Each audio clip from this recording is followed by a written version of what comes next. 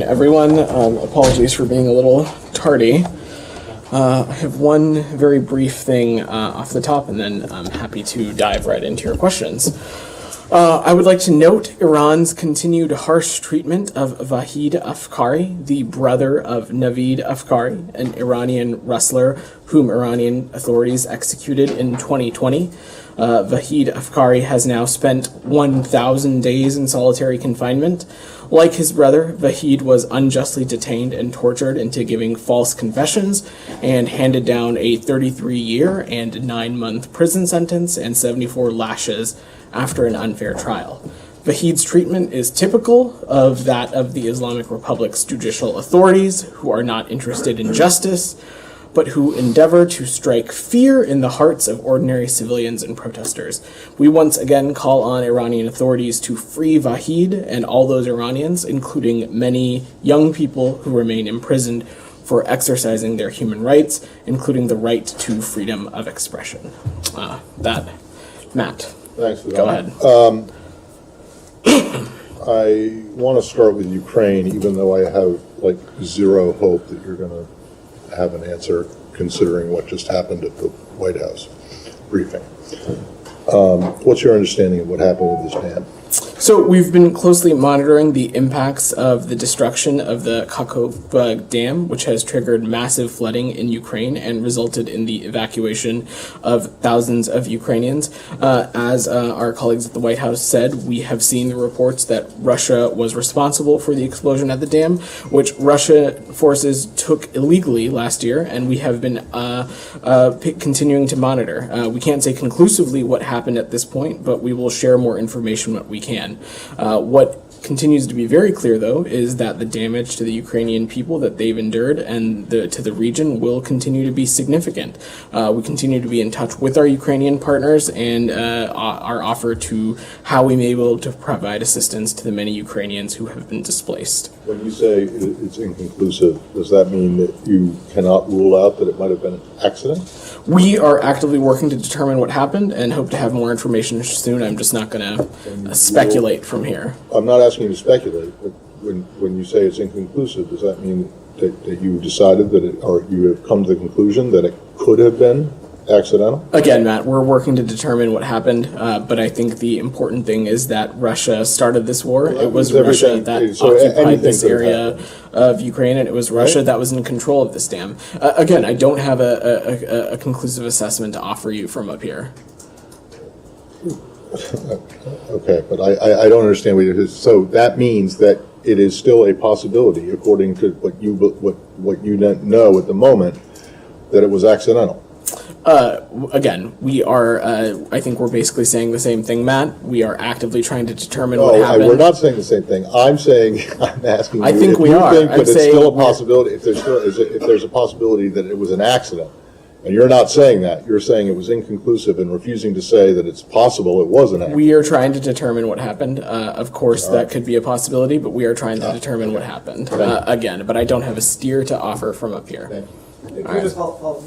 Sean, go ahead. Just maybe you're trying to, not you personally, but the United States is trying to assess what happened. What means are going into this? Are there discussions with the Ukrainians? Is there remote assessment? I mean, what level? Of course, there's close coordination and collaboration with our Ukrainian partners as well as other regional partners as well into assessments into what happened. I'm certainly not going to go into how we are assessing and analyzing this intelligence or assessing what unfolded, but that work continues to be ongoing. And just, I know this veers a little bit to the hypothetical, but in terms of what the repercussions would be, I mean, how big of a deal is this if this were a deliberate act of sabotage? I'm just not going to speculate or hypothesize, Sean. We are actively working to determine what happened, and we hope to share more information soon. The important thing to remember, though, that it was, in fact, Russia that started this war. It was Russia that was occupying this area, and it was Russia that was in control of the dam. So we continue to be in touch with Ukrainian authorities and how we may be able to offer assistance to the many Ukrainians who have been displaced and forced to flee. Same topic? Yeah, go ahead. Has the Secretary been in touch with his Ukrainian counterpart here? So the Secretary speaks to Foreign Minister Kuleba quite regularly. We, of course, are also in touch with our Ukrainian partners quite regularly. I don't have a specific call to read out, but we have been in close coordination with our Ukrainian partners through our embassy in Kyiv and Ambassador Brink and others, and will continue to do so. Mr. Kuleba said today that by not going out exclusively, denouncing Russian action, Western media actors might put in the same foot, propaganda and the facts. Don't you? Who said that? Mr. Kuleba said that by not calling it out, you might give some room for propaganda. Alex, are you not? Alex, we have at every turn of this conflict, I and the others who briefed from this podium have called out illegal and unjust Russian actions, not just in Ukraine, but in the region broadly when they have happened.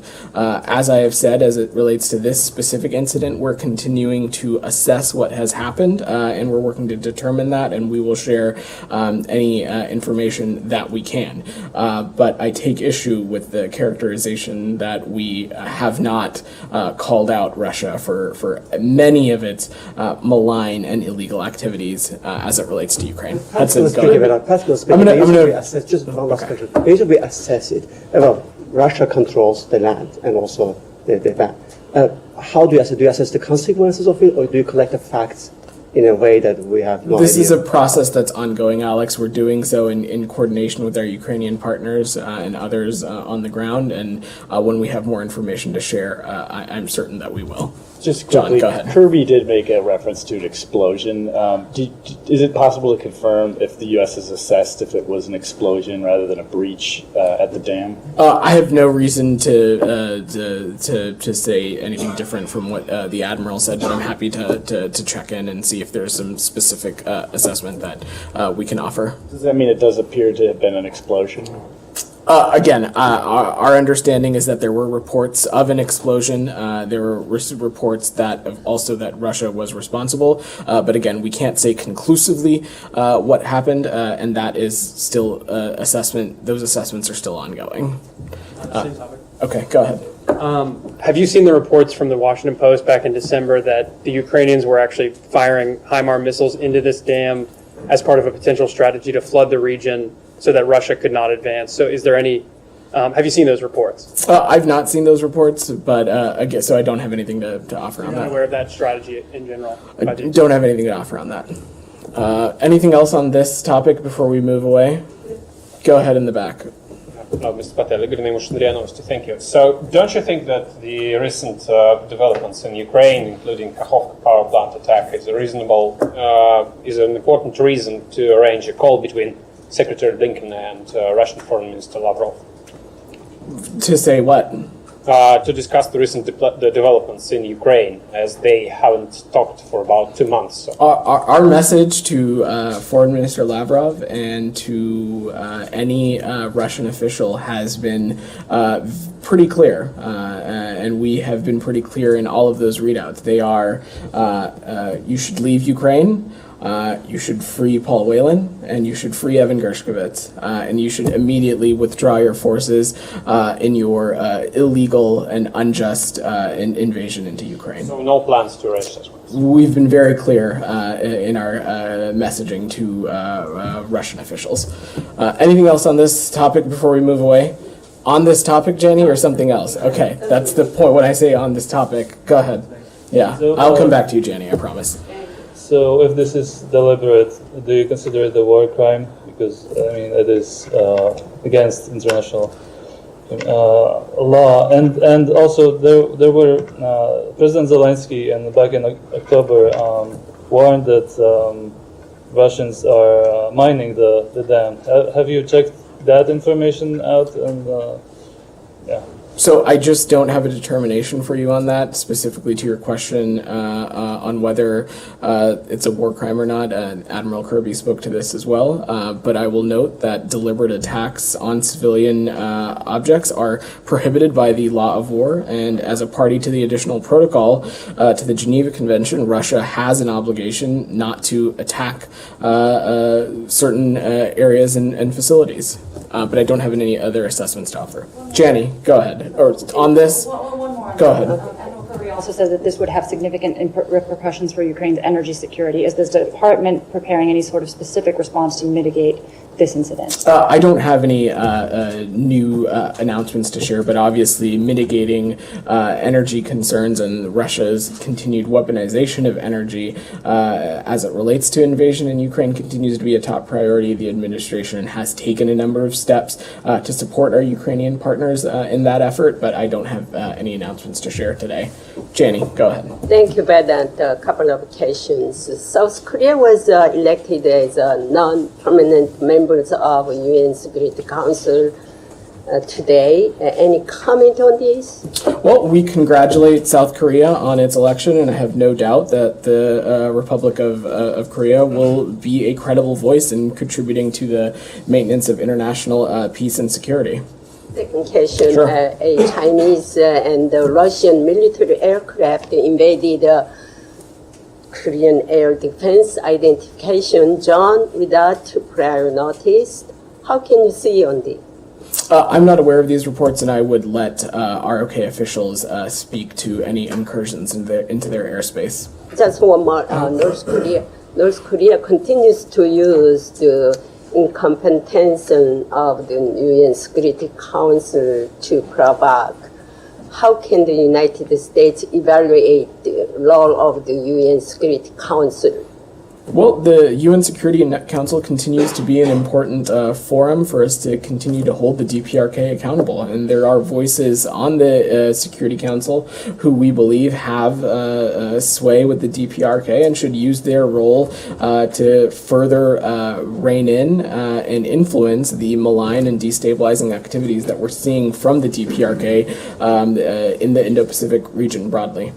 Sorry, just on the UN, Yeah. the vote of the UN, you will have seen, I'm sure, and taken note of with pleasure that Belarus lost its bid. The only contested, I mean, the South Koreans got on, yes, but there was an uncontested That is correct. vote. Yeah. Slovenia beat Belarus, and would you have anything to say? In about that? addition to congratulating our partners in the ROK, we also congratulate Slovenia in its election. As you so note, Matt, Belarus has repeatedly demonstrated its complicity in Russia's war of aggression in Ukraine. We think that those actions and many others deem them unfit for a position on the UN Security Council. So again, we congratulate our partners in Slovenia as well. Simon, you got your hand up. To this Air India flight that had to land in Russia. Yeah. I wonder if you guys have worked that out yet. How many Americans are on board? Sure.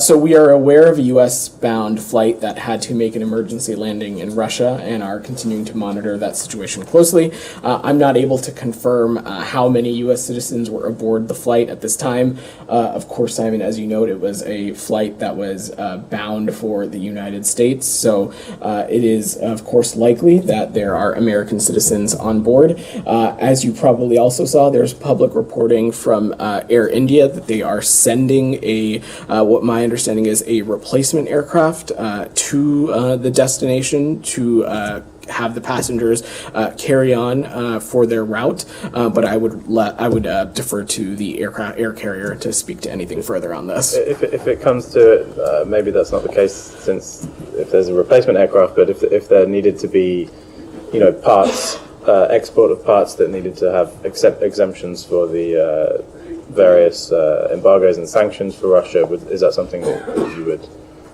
allow to? I'm just not going to speculate on that here, and of course we'll let Air India speak to any steps that they're taking as it relates to mitigating the technical issues. And your efforts to work out the more details on that, has that involved contacting Russian officials? Has there been any?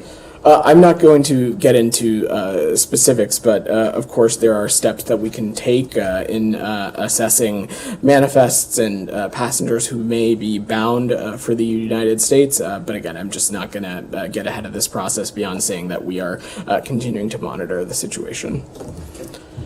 Anything else on this before we move away? Can I just stay in Korea? Sure, go ahead. Actually, not stay, but go back to Korea. Yeah, Just and then I'll come to you, Jenny. I know you had your hand up. just briefly. I think Jenny might have mentioned this slightly, but China and Russia had air exercises over the body of water between the Korean Peninsula and Japan. Does the U.S. have any comment on this? I know it's not the first time, but in terms of Chinese-Russian cooperation, what that means?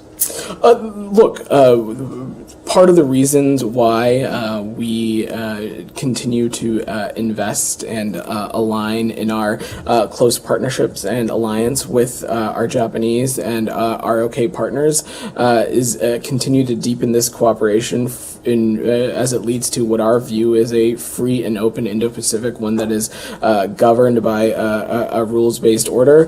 I will refer to these own countries to speak to any incursions in their own airspace, but we of course continue to be mindful of any kind of destabilizing or kinetic activity that could be interpreted as destabilizing or as reckless. Anything else? Jenny, go ahead. On Sudan, can you confirm that the talks have resumed in Jeddah, and is the U.S. playing a mediation role in them again? So I don't have any updates on the specific topics, Jenny, but it is our resolute belief that only a diplomatic solution will resolve this conflict. There is no military solution in our point of view. And as a reminder, as it's related to efforts to continue to press both parties, we have imposed visa restrictions, we have levied economic sanctions, we have updated our relevant business advisories, and we stand ready to take additional steps as needed. But specifically as it relates to the Jeddah talks, we continue to remain deeply engaged on those, and we will continue to be focused on facilitating not just humanitarian assistance, but pressing for agreement on near-term and confidence-building steps between the parties. And on Sudan still, do you have an update on how many Americans are seeking assistance to get out of the country? Is there still a robust effort by this department to assist them now that the evacuations have ended? I don't have any updated metrics or numbers beyond when we've last spoke about this a number of weeks ago. But since at the time of the heightened violence and the heightened operations that were taking place, the U.S. government facilitated the departure of more than 2,000 people total from Sudan. 1,300 of those were U.S. citizens, and approximately 700 were on the convoys to Port Sudan. We continue to provide information for remaining U.S. citizens in Sudan, including the various exit options that exist. U.S. citizens who remain in Sudan who need assistance should contact the closest embassy or consulate, and information on possible options to depart Sudan continue to be found available in the security alerts that we've offered. Saeed, go ahead. Thank you, Vedant. Last Thursday, the Israeli army of soldiers shot a 2-year-old boy. He died yesterday, Mohammed Tamimi. And, I have a grandson who's almost 2 years old. If he gets a mosquito bite, the whole family goes nuts. And can you imagine how his parents and grandparents and his family and the people in his village feel? Do you call on the Israelis to do an investigation and those responsible be brought to justice? I can't imagine, Saeed, because the thought and pain that must be involved in losing a child, I'm sure, is unimaginable. And I spoke a little bit about this when you asked another question earlier in the week. We express our sincere condolences to the family of this child who was tragically killed. It's our understanding that the IDF is investigating the incident, and broadly speaking, we urge investigations into any operations that result in civilian casualties. But, the IDF does not have really good record in investigation. It seems that Senator Chris Van Hollen just issued a statement yesterday on the letter that he received finally after questioning the diplomats properly last week. He got the summation by General Fenzil, and they clearly state that they were not allowed to see the evidence and so on. Do you have any comment on that? So Israel investigating itself has a horrific record of not really telling the truth. Said, these are very complicated circumstances, but you are talking about two very different circumstances. And as it relates to this investigation, we have condemned the tragic killing of Shireen Abu Akleh and continue to do so, and our hearts remain with her family and her friends and her loved ones, even currently. As you all know, not only was Shireen a U.S. citizen, but she was a reporter, and press freedom, our belief is that it remains the bedrock of democracy. We've also been clear about the importance of accountability when it comes to this. Part of accountability is preventing similar tragedies from occurring in the future, and we have engaged directly with Israel and other countries on this to ensure that rules of engagement and various things are looked at appropriately to ensure that the risk to journalists, risk to civilians are significantly mitigated. Yeah, my last question. Yesterday, Secretary Blinken, alluded or spoke about how settlements are an obstacle to peace. And then, we saw that the Israelis are now meeting to actually launch a new major settlement, perhaps dividing the West Bank in half. And then, we see the plans for demolishing homes and so on. Do you have any comment on that? It seems that the Israelis, you say something, don't do this, they turn around and do it because you don't leverage it. I take issue with that side that we don't leverage it. We engage on this and raise directly with our partners in Israel, with the Palestinian Authority, and we have been very clear in public, in private, that the only realistic path to compromise and lasting peace that permanently ends this conflict is through direct negotiations between the parties, not unilateral actions. Our view has been clear and consistent, and you heard the Secretary speak a great deal about this yesterday morning. The expansion of settlements undermines the geographic viability of a two-state solution. It incites tensions, and it further harms trust between the parties.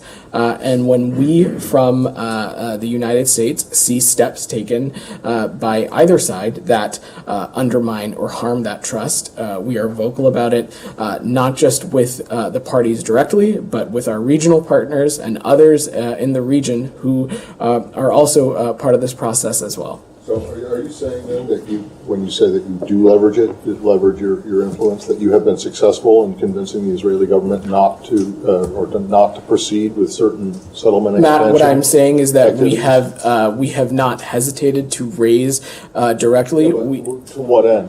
What's been the result? Are you saying it seems like in response to Saeed's question, you're saying you have had some success when you come out and tell the Israelis that you think I'm not going to get into the. If you have had some success, please tell us. I'm certainly not going to get into the. What projects have you successfully lobbied the Israelis against? I'm certainly not going to get into the specifics of diplomatic engagements and what the end product of those engagements are, Matt.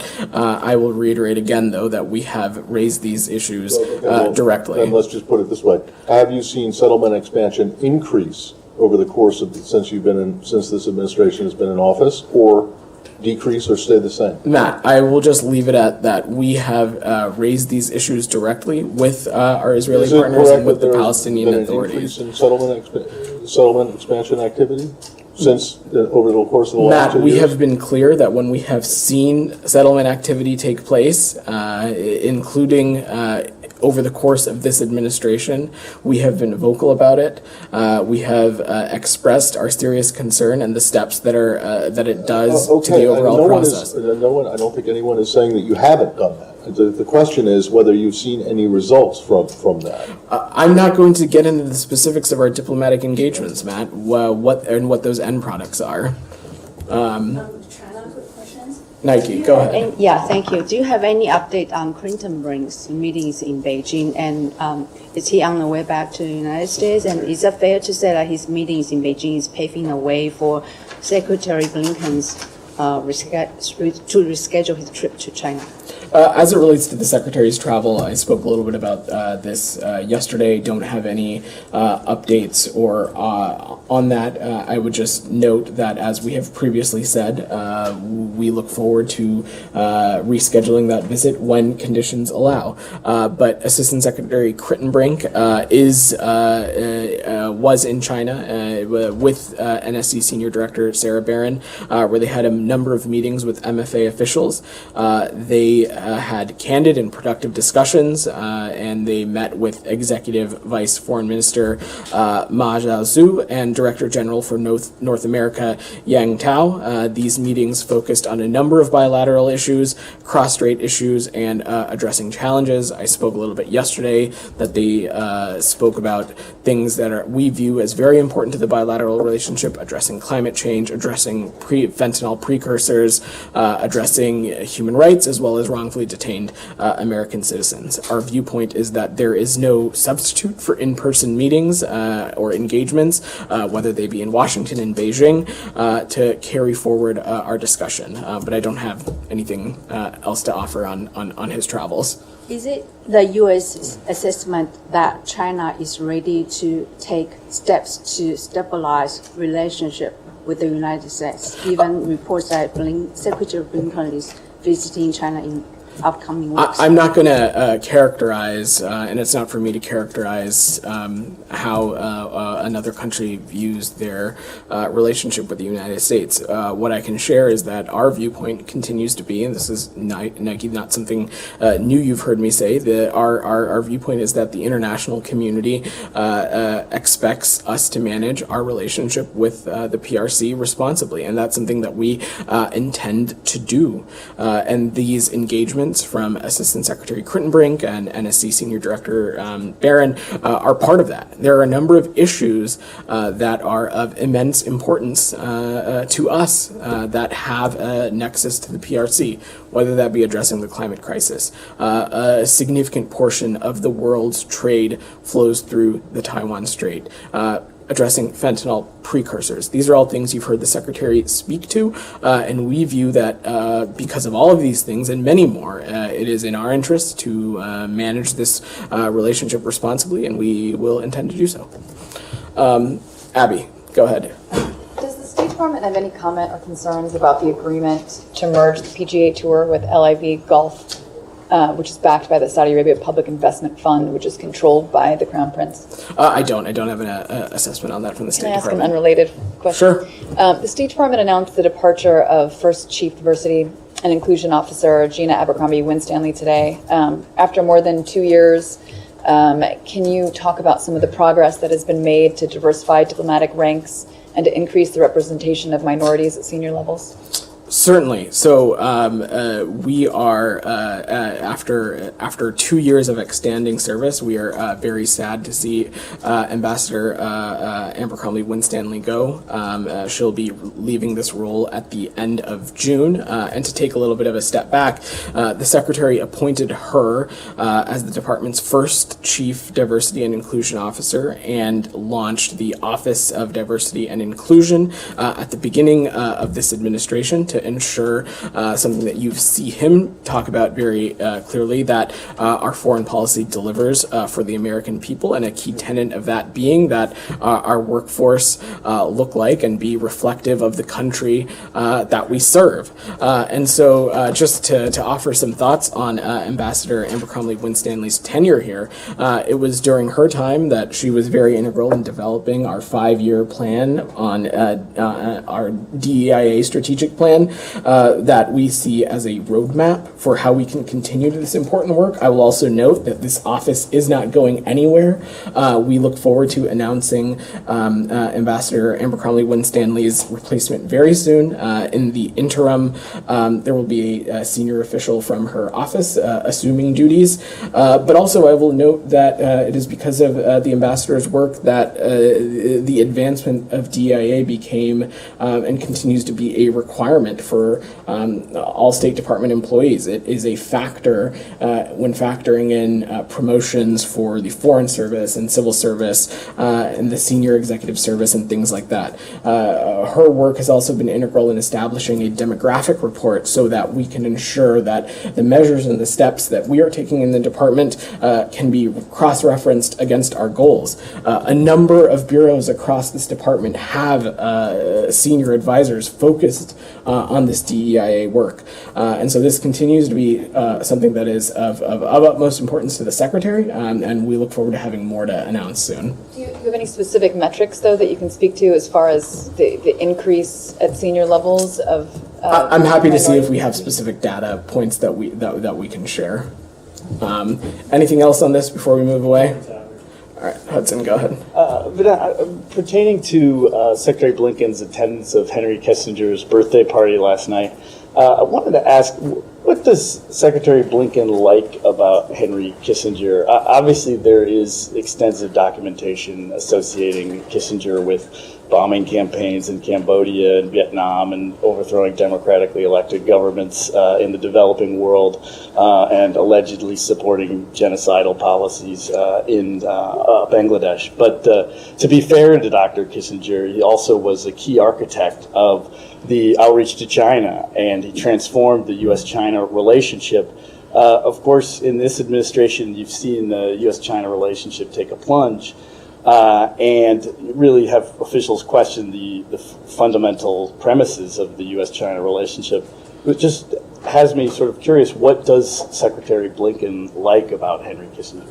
Well, John, first to take a step back, this was a private event that the Secretary was invited to. I'm not going to get into so many specifics, as it was a private closed press event. That being said, the Secretary has a relationship with a number of his predecessors and has remained in touch with them over the course of his tenure as Secretary, and there is, of course, important perspective to be gained through those conversations with predecessors, and it is Dr. Kissinger, Secretary Kissinger, is someone who the Secretary has had the opportunity to engage with at a number of instances throughout the Secretary's tenure. But I'm just going to leave it at that, as it was a private event yesterday. So it's just sort of like an alumni club, and whether there are differences on policies that's not relevant? John, of course there are differences in policies. There's differences in policies across administrations. The point that I'm making is that, one, this was a private event. Two, I'm not going to parse these specific relationships. The Secretary has a good and cordial relationship with a number of his predecessors and has had the opportunity to engage with them at a number of events over the past 2 years since Secretary Blinken has been Secretary, and there is important perspective to be had and gained as it relates to the role, regardless of the very distinct policy differences that have existed across administrations. But I'm not going to. Last thing, but one of the reasons I ask is, the Blinken State Department also hosted Dr. Kissinger at an event when the French president was visiting. When the Secretary was working on his thesis, also interviewed Dr. Kissinger. So it does seem like there is a long-standing interest that he's had in him. I just was wondering if you had any more flesh on the bone. Secretary Kissinger obviously has a very storied and experienced career when it comes to national security and foreign policy. It would make sense that any enterprising student who may or may not be writing a thesis, that he would be an interesting person for them to speak to. But again, these events were private events, at least the one yesterday, so I don't have anything additional to offer. Can I drill down? Hold on. Can I drill down into this? You say the Secretary has a warm and cordial relationship with a number of his predecessors. Would you say with all? I'm not going to parse them that. I appreciate. Or are there some of his predecessors who are still living who he does not have? I certainly appreciate the question, and I am not going to parse it any further. But nice try. So it's not all. You've heard me say he has a cordial and close relationship with a number of his predecessors. I'm not going to. John's question was about Dr. Kissinger, so I was just offering some context. I know what you're asking about. But we're gonna move on. So what about the point that he made about Laos, about Chile, Said, about no, Bangladesh? one of the first things I said was that we have a number of differing viewpoints when it comes to foreign policy. We're talking about an administration that Secretary Kissinger served in, that at least was before I was born. So I really don't have any further assessments to offer beyond that. Geeta, go ahead. Sure, Matt. Geeta, go ahead. Thanks. I want to go back to your topper about Vahid Afghani being in prison in Iran. Numerous U.S. officials have talked about prisoners in Iran. Human rights violators have been sanctioned for this purpose, but clearly it hasn't really made any impact on how the Islamic Republic treats people when they're talking about their human rights. Don't you think a new strategy is required? Something like, maybe tying this to Iranian assets that Iran is seeking to be released, as reportedly is also involved in the release of dual nationals? I think if you were to ask the Iranian regime, they would tell you that American sanctions are significantly impacting their economy. They are contributing to inflation and unemployment in the Iranian Republic. Their behavior. But it is having a direct impact on their country and their people. And that's not to say we couldn't take additional further action. I'm certainly not going to read out all the tools that we have at our disposal from here. But as it relates to Iran and continuing to hold Iran accountable for its egregious human rights abuses, for its malign and destabilizing activities, of course, a big piece of that is their continued arbitrary detention of citizens, not just of American descent, but from others around the world. We'll continue to take steps to hold the Iranian regime accountable. Okay, one more, please. She's still asking a question. I'll come to you after. About 12 hours before the Treasury today announced sanctions against a number of companies involved in Iran's missiles program. Iran unveiled its hypersonic missiles. Any comments? So we're aware of those claims by Iran. Our concerns about Iran's missile program are well established, Geeta. The Iranian regime continues to destabilize the Middle East region, including by developing and proliferating dangerous weapons. The U.S. continues to work with allies and partners, including in the region, to deter and counter Iran's destabilizing behavior. And we're committed to using a range of available non-proliferation tools to address Iran's missile development and proliferation efforts. The sanctions that we announced today on Iran's missile procurement reaffirm that commitment. Can I ask one on Afghanistan, Sure. please?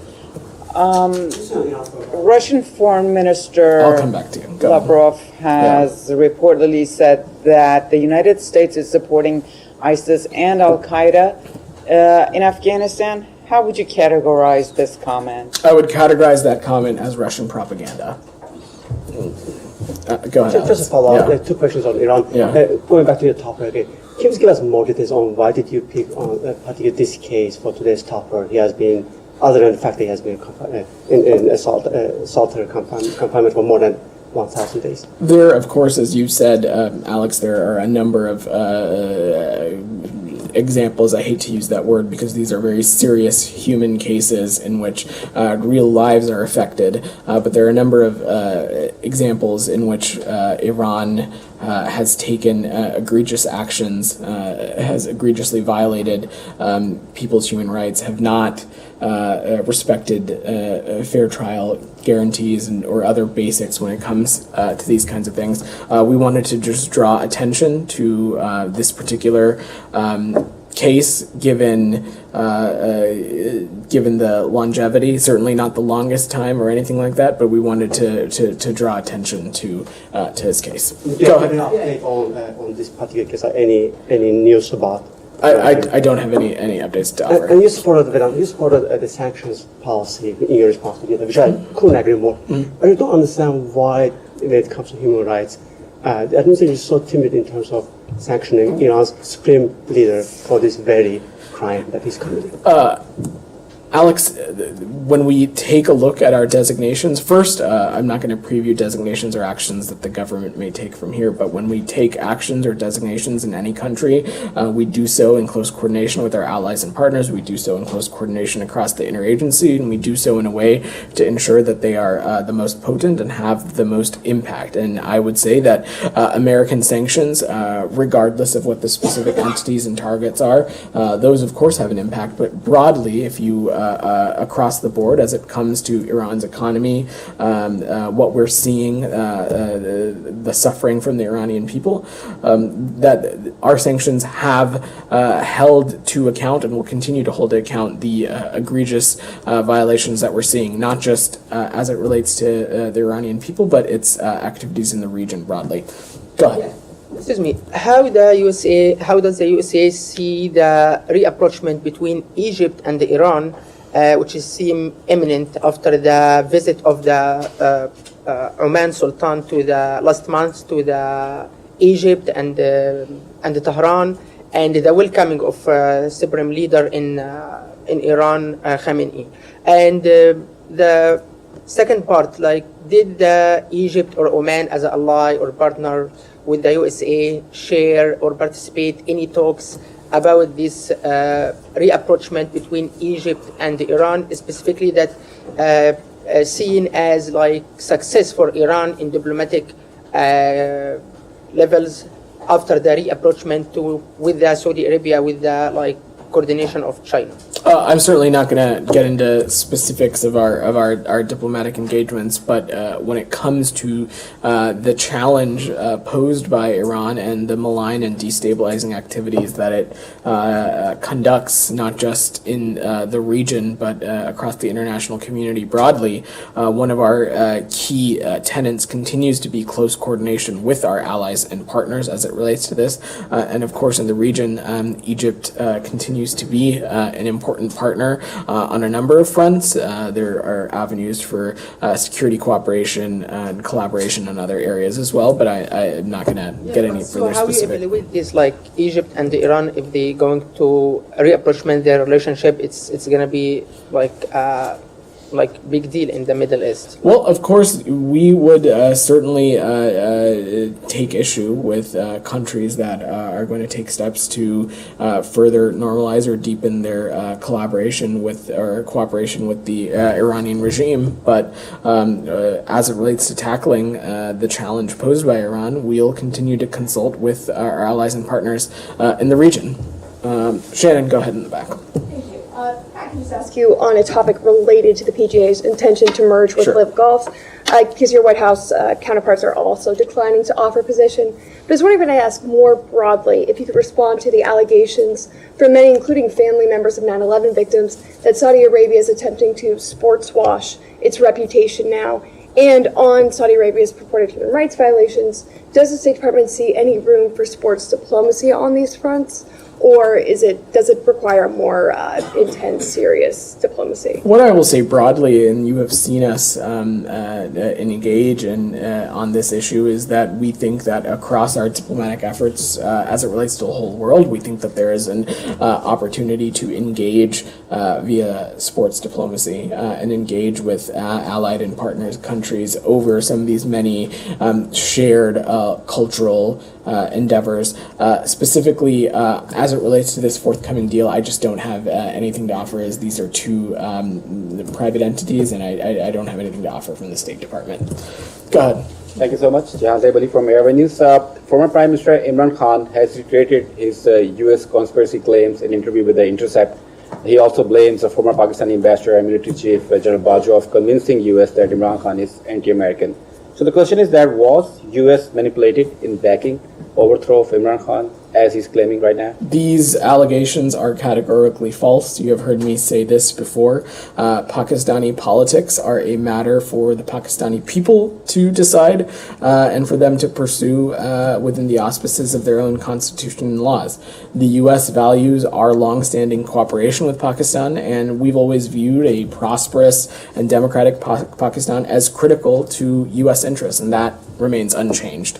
There are a couple of American citizens arrested in Islamabad after the May 9 protest. Their families trying to reach out the U.S. government to help their release. Is there any contact with them? Any update on that? So I'm certainly not going to get into the specifics of each case given privacy concerns, but of course whenever a U.S. citizen is arrested overseas, we stand ready to provide all appropriate assistance, and we expect Pakistani authorities to respect all fair trial guarantees owed to these detainees. So one last question. Sure. Prime Minister Modi is coming to Washington very soon. So, sir, will U.S. discuss the democratic backsliding and human rights issue with him?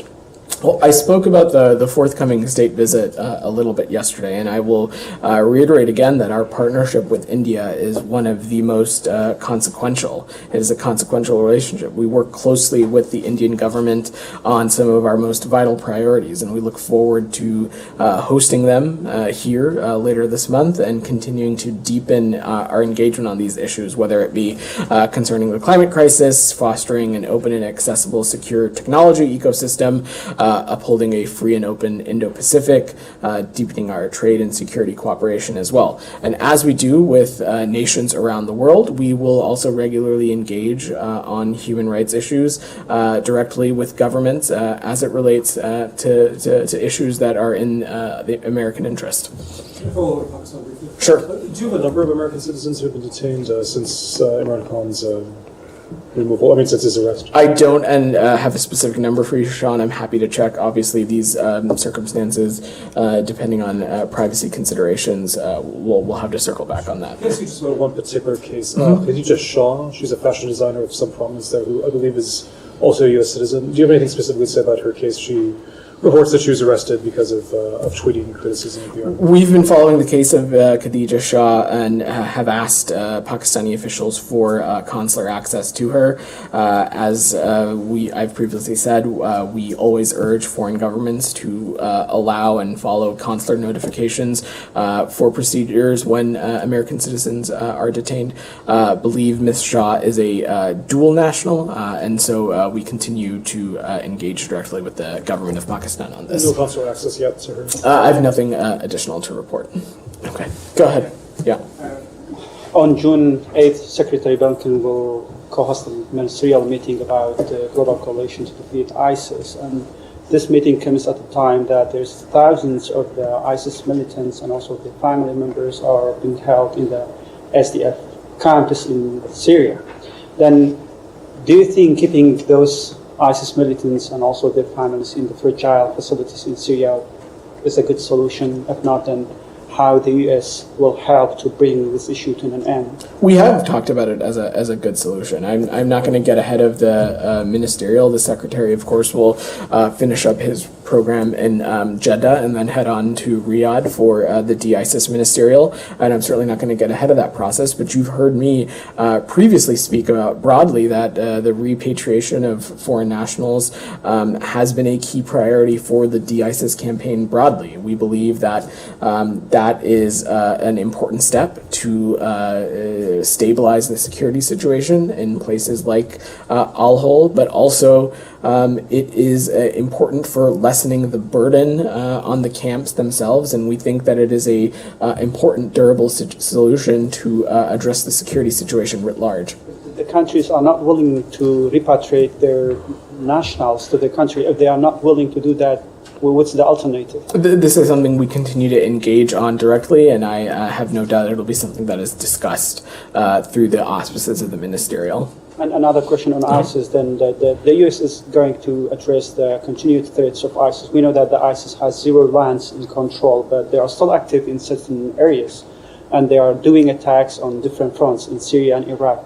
As you have no combat forces in Iraq and also a few hundred troops in Syria, how are you going to make sure that ISIS will be defeated, endured, and Are you giving any sophisticated tools to the local forces that are fighting ISIS on ground? Well, our viewpoint has long been that there cannot be progress in Iraq without security, and which means the continued ensuring the enduring defeat of ISIS. Iraqi security forces are leading the fight, and the United States and a global coalition are supporting them to ensure the enduring defeat of ISIS. Together, Iraq, the United States, our coalition partners have freed millions of Iraqis from ISIS's campaign. We've liberated nearly 20,000 square miles of territory from ISIS. I don't have any specific updates to offer as it relates to support to Peshmerga or some of these specific security forces, and I will let our colleagues at the Pentagon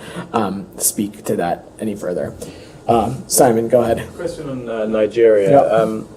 Some of my colleagues and also Human Rights Watch have some reporting out today about a military airstrike on January 24th that killed estimated 39 civilians.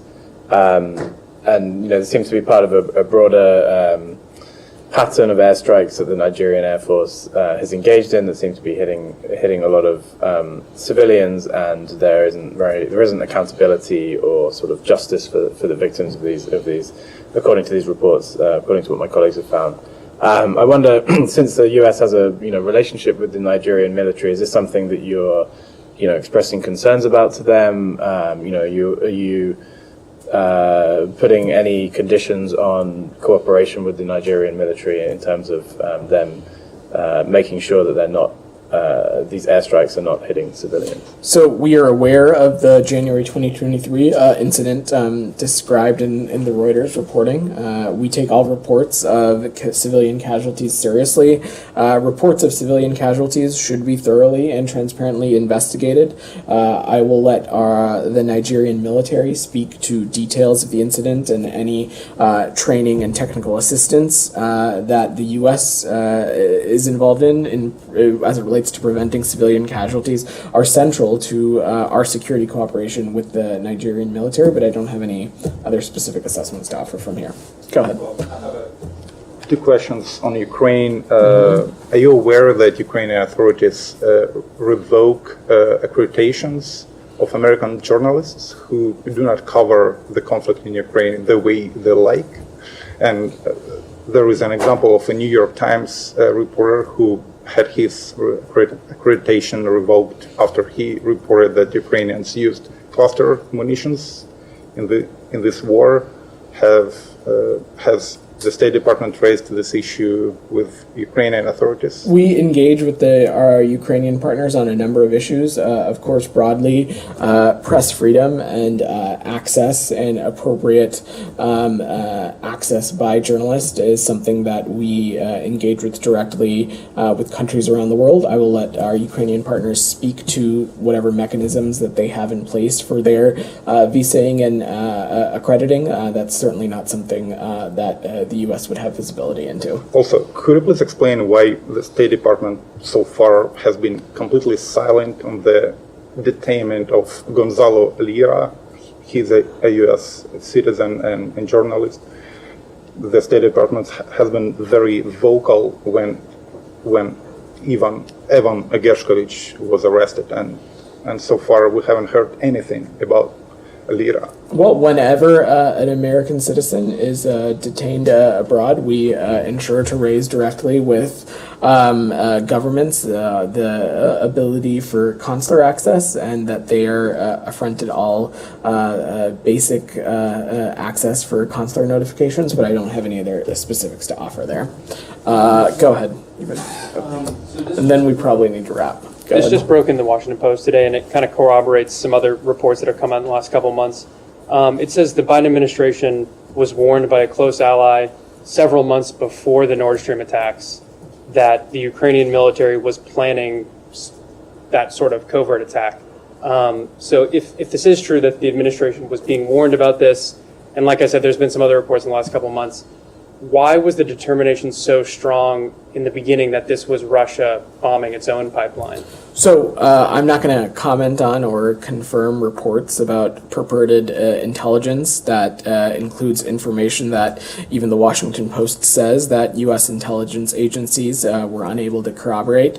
As it relates to the Nord Stream pipeline, several of our European partners, Germany, Sweden, and Denmark, have opened investigations into what happened, and those investigations are ongoing. I'm not going to get ahead of that process, and we'll refer you to those capitals to speak to the ongoing work happening there. All right, thanks everybody.